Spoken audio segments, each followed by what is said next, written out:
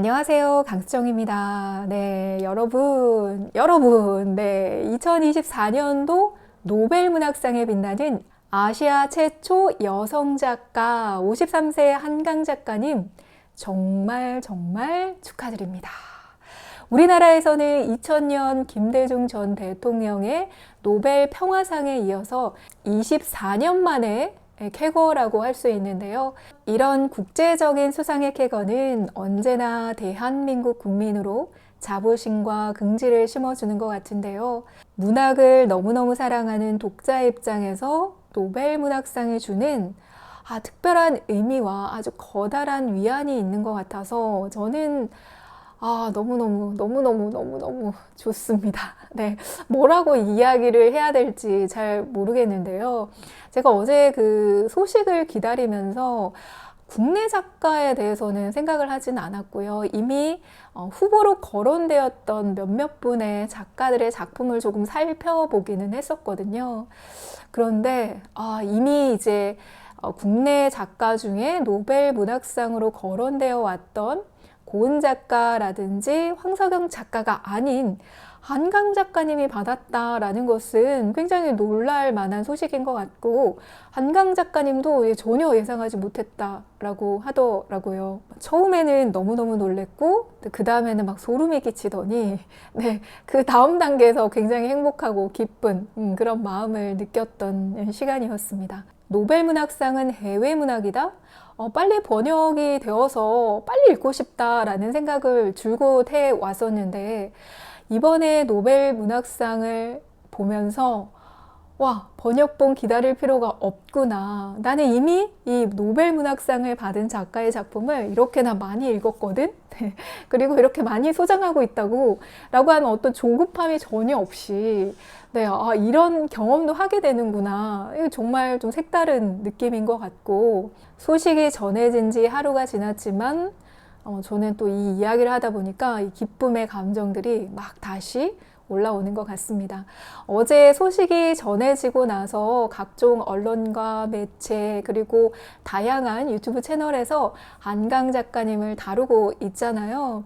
저도 뭔가 제 영상 중에 이거는 기념할 만하다 라는 생각이 들어서 영상을 남겨야겠다라는 생각이 들어서 이렇게 준비를 하게 되었습니다.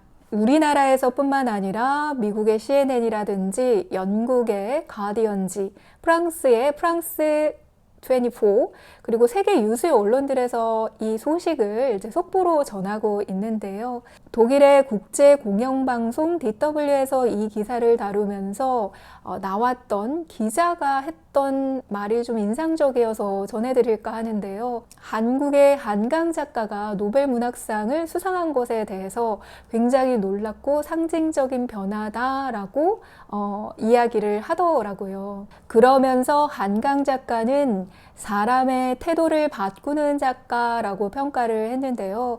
여러분들 기억하실지 모르겠지만 2007년도에 채식주의자가 발간이 되면서 엄청난 관심을 불러일으켰고 또 충격을 받았던 분들이 많으시잖아요. 채식주의자의 주인공은 이렇게 선언하잖아요. 나는 더 이상 고기를 먹지 않겠다. 당시에도 채식주의자가 분명히 있었지만 한국 사회 문화의 저변에서는 생소하기도 하고 약간 거부감이 있는 워딩이기도 했었잖아요. 시대가 지난 지금 한국 사회에서의 채식주의자라고 하는 것은 굉장히 대중적인 의미로 받아들여져 있고, 한강 작가님의 작품으로 보는 한국 사회 변화가 또 저는 재미있게 다가왔던 것 같아서 그 기자님의 평이 좀 놀라웠던 것 같고요.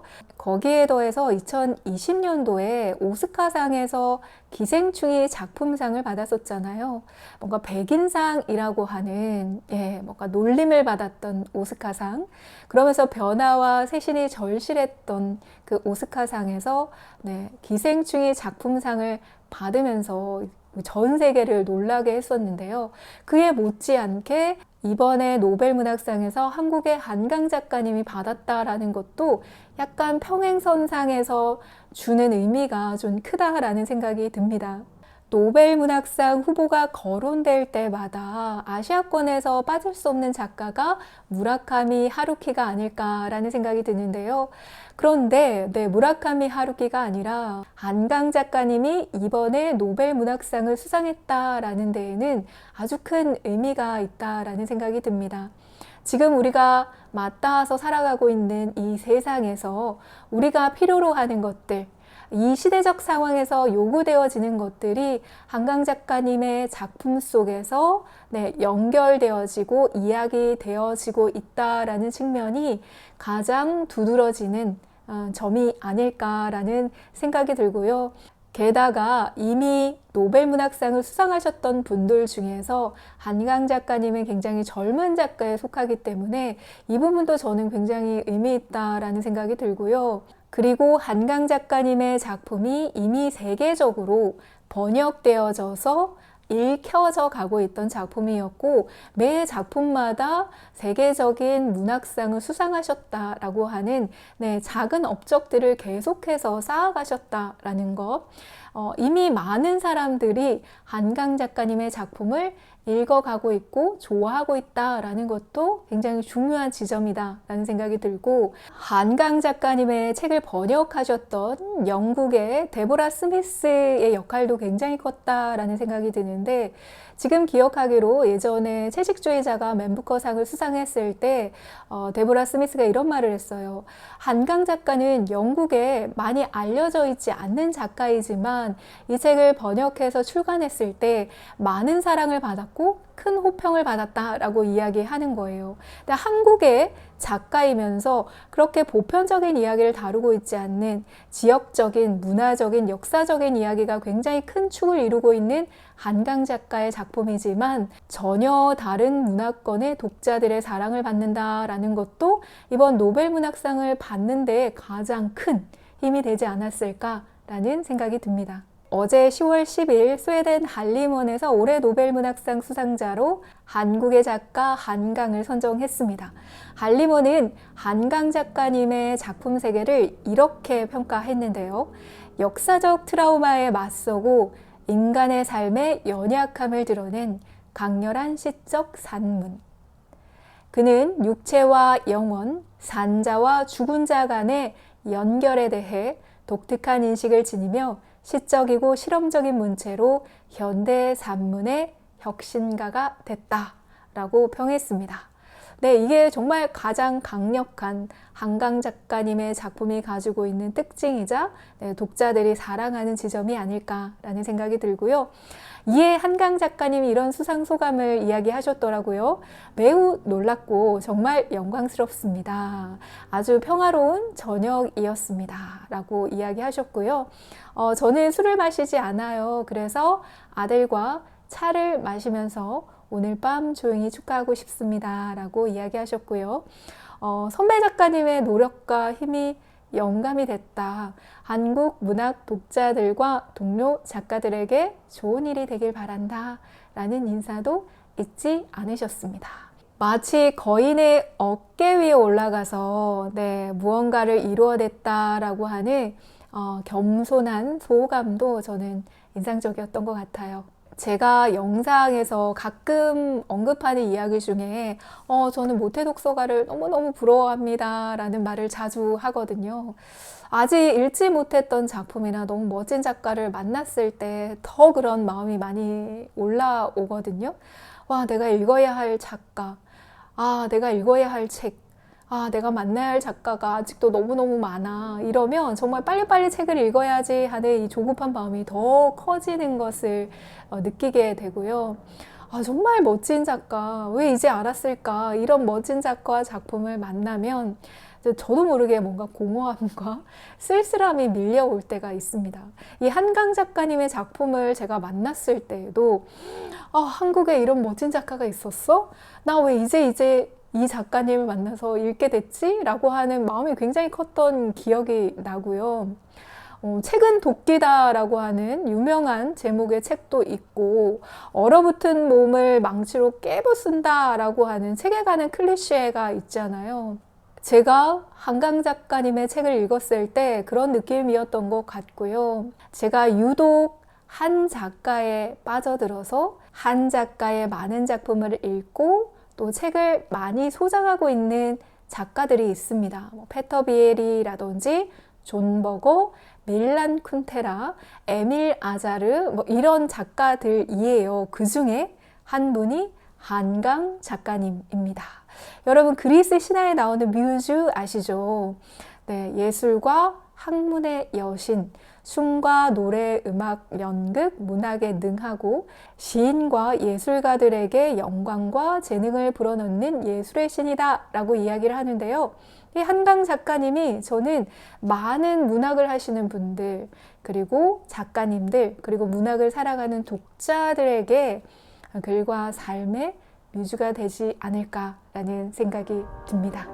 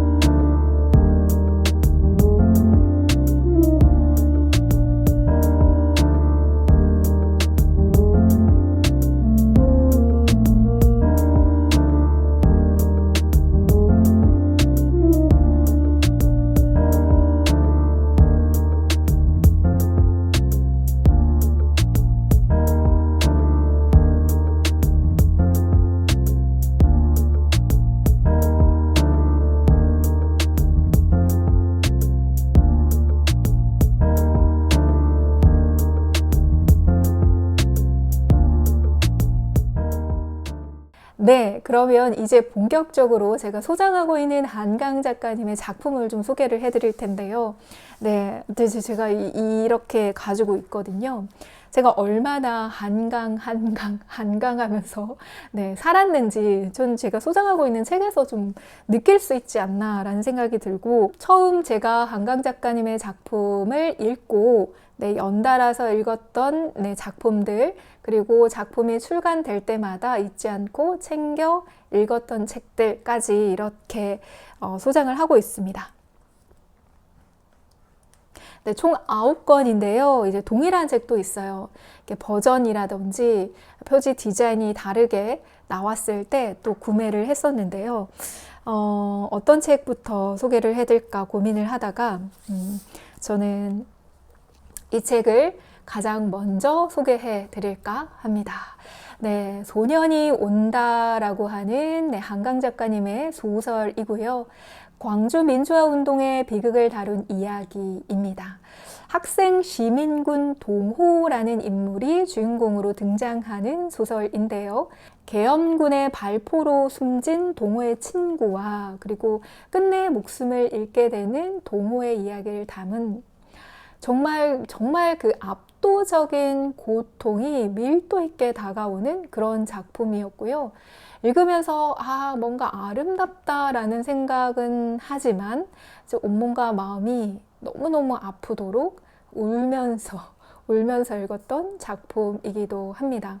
제가 이 작품은 한강 작가님의 작품 중에서 두 번째로 읽었던 소설책이고요. 이 책을 읽으면서 역사적 사실을 피부로 굉장히 가깝게 연결되는 것 같은 느낌을 받으면서 읽었던 책은 처음이었던 것 같고요. 동시에 문학이라는 것이 존재하고 그를 가까이 해야 하는 이유에 대해서도 좀 명확하게 인식하게 되는 그런 책이었던 것 같습니다.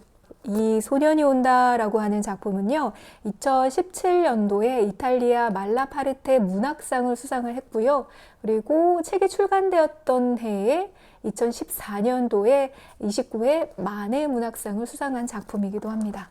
정말 엄청 눈물 흘리면서 읽었던 작품인데, 한강 작가님의 작품을 아직 읽어보지 않았다라고 하시는 분들이 계시다면 네, 너무 좋은 책들이 많지만 가장 먼저 소년이 온다를 읽어보세요 라고 좀 추천을 해드리고 싶습니다. 쉽게 접근할 수 있고 또 한강 작가님의 작품의 특징을 빠르게 만날 수 있고 또 한강 작가님의 매력에 또 빠지기 좋은 그런 작품이 아닐까라는 생각이 들어서 이 책을 좀 먼저 추천을 해드리고 싶고요.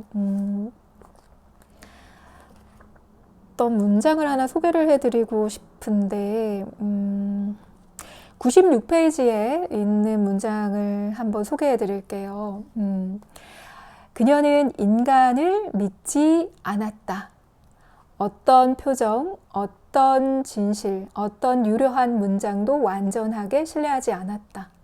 오로지 끈질긴 의심과 차가운 질문들 속에서 살아나가야 한다는 것을 알았다라는 문장입니다. 정말 좋은 문장이 많은데요. 한 사람이 삶을 영위해 나가는 데 있어서 중요하게 견지해야 할 감각을 시대적 상황과 잘 맞게 묘사한 문장인 것 같아서 소개해 드렸습니다. 네, 소년이 온다. 네, 첫 번째로 간단하게 좀 소개를 해 드렸고요. 두 번째는 히라버 시간이라고 하는 책입니다. 이 책은요, 이혼 후에 아이의 양육권을 빼앗기고 나서 자신의 언어를 되찾기 위해서 죽은 언어인 히라버를 한 남자에게 배우는 여성 주인공이 등장하는 이야기이고요. 이 남자는 시력을 잃어가고 있는 사람인데요. 말을 잃은 한 여자의 침묵과 눈을 잃어가는 한 남자의 빛이 만나는 그런 소설이라고 많이 소개되어 있고 이 문장이 이 책을 가장 잘 표현하는 문장이라고 생각을 합니다. 2017년도에 프랑스 메디치상 문학상 후보에까지 올랐던 작품이고요. 프랑스 메디치상은 콩쿠르상, 페미나상과 더불어서 프랑스 3대 문학상 중에 하나입니다. 네, 69페이지에 이런 문장이 있습니다. 히라버로 시작하는 페이지인데요. 칼레파 타칼라라고 하는 히라버입니다. 칼레파 타칼라라고 하는 이 히라버는요, 좋은 일은 실현되기 힘들다라는 의미를 담고 있거든요. 그러면서 한강 작가님께서는 이런 문장으로 이어갑니다. 아름다움은 아름다운 것이다. 아름다움은 어려운 것이다. 아름다움은 고결한 것이다. 고대 히라빈들에게는 아름다움과 어려움과 고결함이 아직 분절되지 않는 관념이었기 때문에 이 세 의미 모두가 틀리지 않다라는 문장을 담아놓고 있는데요. 어쩌면 한강 작가님의 문학 안에서 한강 작가님의 세계와 글들이 아름답고 어렵고 고결한 것들을 잘 풀어내어서 표현해내고 계신 게 아닐까라는 생각을 또 잠깐 해보면서 또 간단하게 히라버 시간 소개해 드렸고요. 그럼 또 세 번째 책으로 이 책을 좀 소개를 해 드릴게요. 바람이 분다 가라라고 하는 2021년도에 출간된 한강 작가님의 네 번째 장편 소설입니다. 이 작품은 삶과 죽음의 날카로운 경계를 한 여자의 죽음으로 둘러싼 의문을 중심으로 풀어나가는 이야기이거든요. 사랑하는 사람을 잃고 난 후에 받게 되는 상처, 그리고 삶의 무의미함을 경험하게 되고 그런 과정에서 자신과 자신의 삶을 재정립하려고 노력하는 사람들을 만날 수 있습니다. 그런 삶을 들여다보면서 우리의 상처도 되돌아보고 또 치유해 나갈 수 있는 그런 소설입니다. 이 책도 되게 좋은 문장이 많았는데 왜 이렇게 표시가 하나도 없죠? 페이지 표시도 없고요. 흔적도 하나도 없습니다. 이런 종이는 하나 끼워져 있는데요. 아마도 제가 좋았던 문장을 메모해 놓지 않았나 라는 생각이 드는데 이거는 이런 문장이 있습니다. 이런 바람이 불면 말이야. 이만큼의 습기를 품은 바람이 이만큼의 세기로 불면 말이야. 혈관 속으로 바람이 밀고 들어오는 것처럼 느껴져. 모든 것이 커다란 전체로 느껴져. 언제고 내 다리를 단박에 목숨까지 꿰뚫을 수 있는 삶을 지금 살아내고 있다는 게 무섭도록 분명하게 느껴져. 라는 문장입니다. 네, 엄청 날려서 썼네요. 지금 봐도 굉장히 좋은 문장인데 이 문장을 가장 기억했나 봐요. 다른 흔적은 전혀 없는데 이것만 여기 사이에 껴있네요. 제가 그때 왜 그랬을까요? 네. 네, 바람이 분다 가라 라는 책, 네, 간단히 소개해 드렸고요. 제가 이번에는 네, 이 책을 좀 소개를 해 드리겠습니다. 흰이라고 하는 네, 책인데요. 제가 이 책을 가장 먼저 읽었습니다. 한강 작가님의 흰이라고 하는 이 작품을 가장 먼저 읽고 나서 완전히 빠져들었습니다. 완전히 빠져들어서 소년이 온다를 읽고 또 다른 작품들을 읽어가다가 채식주의자가 상을 받으면서 네, 채식주의자를 읽으려고 하다가 네, 채식주의자는 너무 많은 사람들이 언급하고 이야기를 하니 아주 늦게 읽었던 기억이 나요. 그 상을 받고 네, 베스트셀러가 되고 많은 사람들이 충격적이다라는 평을 할 때에 저는 읽지 않고 한참 뒤에 읽었던 생각이 나는데요. 이 작품은 한강 작가님의 첫 작품으로 저에게 의미가 굉장히 큰 책인데요. 이 책도 여러분 맨부커 인터내셔널 최종 후보작에 오르기도 했던 작품이에요. 흰이라고 하는 컬러를 이야기하는 주제 글들이 굉장히 많은데요. 이 책은 애도와 부활, 인간 영혼의 강인함에 대한 책으로 평가되고 있는데요. 이 평가는 당시 맨부커 인터내셔널 최종 후보에 올랐을 때 운영위원회에서 나온 평가였고요.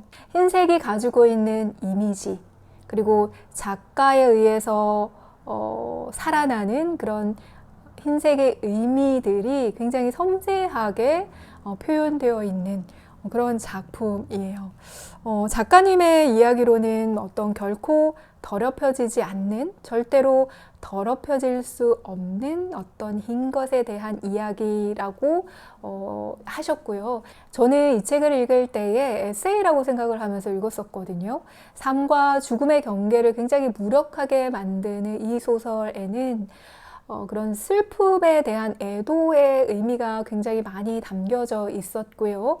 한 권의 에세이 혹은 시집이라고 생각할 수 있을 만큼 65편의 짧은 이야기로 구성이 되어 있고 각각의 그 글의 제목을 더듬어 보면 강보, 벤의 옷, 각설탕, 입김, 달, 쌀, 파도, 백지, 그리고 백발 이런 주제들이었어요. 그래서 저는 이런 단어들을 만나는 느낌도 새로워서 좋았던 기억이 나고 작가로부터 불러나오는 어떻게 보면 일상적이고 편안한 그리고 잘 사용은 하지는 않지만 또 예스러운 느낌이 드는 이런 단어들이 작가의 이야기로 파생되어져서 새롭게 정의되어 가는 그런 이야기의 흐름들이 굉장히 좋았던 작품이었습니다. 존재의 부재를 상징할 수 있는 흰색이라고 하는 의미가 순수한 본질로 돌아가려고 하는 열망일 수 있다라고 하는 의미를 내포하고 있는 글이죠. 작가님께서는 이런 이야기도 하셨는데요. 우리나라 모국어에 흰색을 말할 때 하얀과 흰이라고 하는 두 가지 형용사가 있는데 솜사탕처럼 깨끗하기만 한 하얀과 달리 흰이라고 하는 단어에는 삶과 죽음이 함께 배어 있다라는 이야기를 하셨고 또 이 책은 그 이야기를 또 서술해 나가는 작가의 어떤 세계를 만날 수 있는 책이지 않을까라는 생각이 듭니다. 네, 흰 작품 소개해 드렸습니다. 네, 그리고 대망의 채식주의자를 소개를 해 드릴 텐데요. 네. 제가 채식주의자는 이렇게 세 가지 버전으로 소장을 하고 있다. 이거는 한강 작가님에 대한 저의 애정과 작품에 대한 애정이 얼마 정도 큰지를 이야기할 수 있을 것 같은데요. 제가 이 책을 가장 먼저 구매를 했고, 그리고 이후에 이제 맨부커상을 수상을 하면서 네, 원본 책을 한 권 더 구매를 했어요. 그래서 표지도 너무 마음에 들어서 또 원본을 구매를 했고, 또 이 책은요, 제가 직접 한강 작가님의 사인을 받은, 네, 사인을 받은 이후에 새로운 버전으로 나왔던 채식주의자입니다. 노벨 문학상을 수상하신 작가의 친필 사인을 담은 책을 소장하고 있다는 것은 너무너무 뿌듯함을 주는 것 같습니다. 네, 이렇게 세 가지 버전을 가지고 있고요.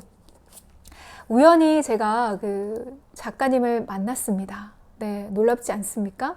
네, 그 자리에서 이제 이 사인을 받았던 기억이 나고, 그리고 또 좋은 책들도 추천을 받아서 구매해서 와서 읽었기도 했던 기억이 나는데요.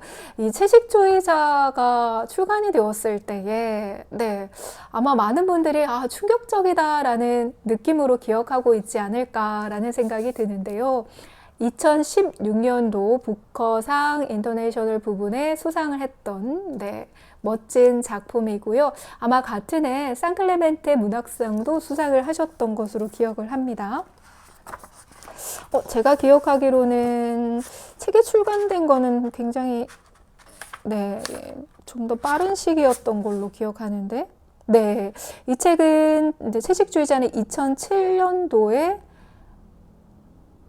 네, 출간이 되었고요.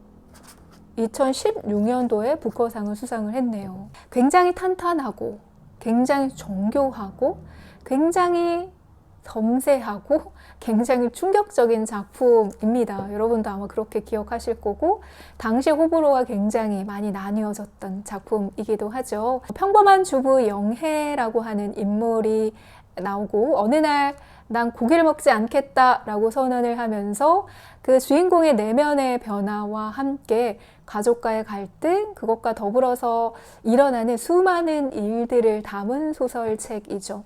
저는 이 책을 이렇게 기억합니다. 나는 나무가 되고 싶었다. 그 문장으로 저는 많이 기억을 하고 있는 것 같거든요.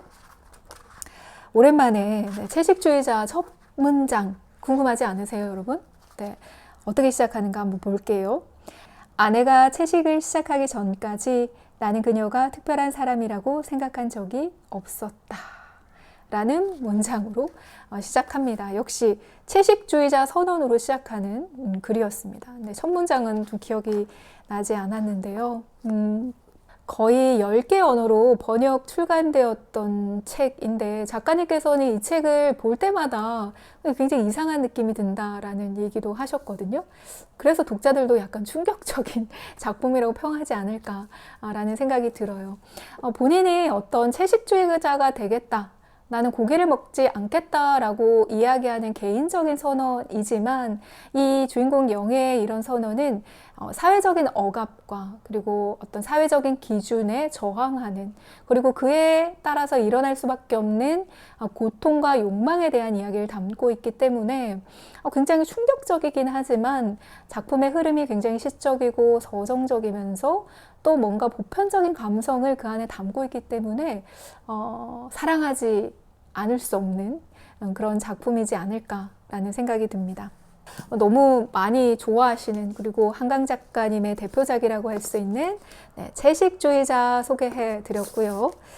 자, 그러면 마지막 작품으로 작별하지 않는다를 소개를 해드릴게요. 제가 가장 최근에 읽은 한강 작가님의 작품이었던 것 같고요. 이 책도 정말 정말 좋았는데 지금 좀 생각을 해보면 채식주의자와 제가 가장 먼저 소개해드렸던 이 소년이 온다의 두 작품의 그 중간적 지점에 있는 책이 아닐까라는 생각이 듭니다. 굉장히 역시 서정적이기도 하고 굉장히 신미적인 그런 작품이었던 생각이 들고, 이 책에서의 그 겨울의 이미지, 눈이라는 것이 굉장히 중요한 이미지인데, 그 이미지가 저에게는 굉장히 뚜렷하게 남아있다라는 생각이 들고, 한국 최초로 프랑스 메디치 외국 문학상을 수상하기도 했고, 또 어떤 그 문학상을 수상을 했는데 제가 좀 기억이 나지는 않네요. 네, 그래서 좀 더듬어 보면 작가님께서는 작품을 출간할 때마다 수상 소식을 항상 가지고 오셨던 것 같고, 그런 하나하나의 작품 세계를 만들어가고 작품을 출간하고 또 뭐 유수의 많은 그 문학상을 수상하셨던 그 단계가 네, 이 커다란 노벨 문학상이라고 하는 큰 상을 수상하게 되는 밑거름이 되지 않았나 라는 생각이 듭니다. 소년이 온다와 광주 민주화 운동의 역사적 사실을 기반으로 한 작품이라고 한다면 이 작품은 제주 4.3 사건의 희생자들의 삶을 조명하는 그런 소설이었고요. 저도 이 작품을 읽으면서 제주 4.3 사건에 대해서 좀 더 자세하게 알게 되는 계기가 되었던 것 같거든요. 이 책에는 경하라고 하는 주인공이 나오는데요. 제주에 살고 있는 친구 인선에게 갑자기 연락을 받게 되죠. 내 손가락이 절단됐어.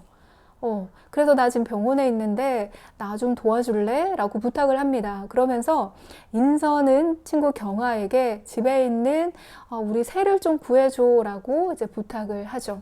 그래서 이 경아는요, 이 새를 구하기 위해서 제주로 달려가게 되고, 그러면서 경아는 제주 4.3 사건 당시에 인선의 가족이 겪었던 고통의 삶을 이제 목도하게 되고, 그런 이야기가 이 소설에 담겨져 있습니다. 작가님께서는 이 소설을 쓰면서 이런 얘기를 하셨어요.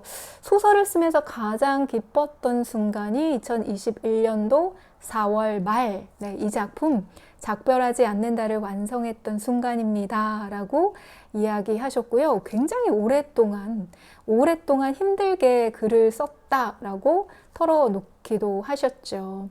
광주 민주화 운동을 다룬 소년이 온다, 그리고 제주 4.3 사건을 다룬 작별하지 않는다 라고 하는 이 두 작품을 한국 현대사의 깊은 어둠과 상처를 소설로 형상해서 쓴 글이고, 이 두 작품을 쓰고 나서 저는 이제 좀 밝은 이야기 쓰고 싶어요 라고 내면의 이야기를 하시기도 하셨죠. 굉장히 힘든 작업이었다라는 것을 또 우리는 알 수 있을 것 같아요. 작별하지 않는다 해서 눈이라는 게 굉장히 중요한 의미인데, 작가님께서도 이 작품에서 계속 눈 내리고 너무 추운데 저 이제 봄으로 가고 싶어요 라는 인터뷰를 했던 기억이 납니다. 네, 이 책의 첫 문장 한번 저도 궁금해져서 한번 찾아볼게요. 그쵸, 네. 결정이라고 하는 제목에 이렇게 시작합니다. 성근 눈이 내리고 있었다. 네. 이 첫 문장이 정말 저 되게 강렬하게 다가왔던 기억이 나는데요. 다시 읽으니까 또 그 의미가 새롭게 전달되는 것 같습니다. 네. 표지도 정말 좋았던 책인데요. 굉장히 좀 빠르게 작가님의 책을 한 권 한 권 살펴보았고요. 그리고 이제 마지막으로 제가 소개해드릴 책은 작가님의 시집입니다. 시 쓰셨다라는 거 알고 계셨나요? 네. 재미있게도 작가님은 거꾸로 들고 있었습니다. 네, 작가님께서는 소설가로 유명하지만 시를 가장 먼저 쓰셨고 시로 등단을 하셨다라고 합니다. 작가님한테 빠져서 책을 막 읽기 시작을 하면서 다양한 책을 검색하다가 시도 쓰셨네? 라고 생각을 하면서 서랍에 저적을 넣어두었다라는 제목이 너무 좋아서 이 시집도 구매해서 읽었던 기억이 납니다. 2013년도에 출간이 되었던 작품입니다. 문학가 지성사 시인선 438번 시집입니다. 이 시집은 제가 좋았던 시를 한 편 읊어드리는 걸로 소개를 해드릴게요.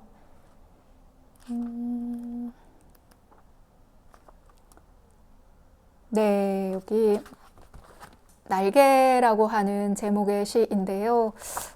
제가 짧지만 굉장히 좋았던 기억이 나서 날개 한번 읽어봐 드릴게요. 그 고속도로의 번호는 모른다. 아이오와에서 시카고로 가는 큰 길 가장자리에 새 한 마리가 죽어 있다. 바람이 불 때, 거대한 차가 천둥 소리를 내며 지나칠 때, 잎사귀 같은 날개가 조용히 펄럭인다. 10마일쯤 더 가서 내가 탄 버스가 비에 젖기 시작한다. 그 날개가 젖는다. 라고 하는 시입니다. 네, 마지막으로 이 시집 소개해 드렸는데요. 굉장히 좋은 시가 많습니다. 그래서 조금씩 한 편씩 제가 읽었던 기억이 나는 시집인데요. 이렇게 짧게 네, 한강 작가님의 책, 제가 너무 잘 읽었고 제가 소장하고 있는 한강 작가님의 작품들을 한 권 소개해 드렸습니다. 제가 오늘 아침 뉴스에 한강 작가님의 작품을 사기 위한 독자들의 오픈런 성시가 일어났다라는 뉴스를 접했었거든요. 저도 항상 노벨문학상이 발표되면 그 작가의 작품을 읽기 위해서 서점을 갔던 기억이 나는데요. 이번에는 집에서 한강 작가님의 책을 찾아서 또 한 편 한 편 또 정리해보는 시간으로 맞이하게 되어서 또 색다른 것 같습니다. 네, 한강 작가님의 2024년도 노벨문학상 수상 기념 한강 작가님의 작품을 살펴보는 시간으로 준비해 보았습니다. 그러면 또 좋은 영상으로 인사드리겠습니다. 강수정이었습니다.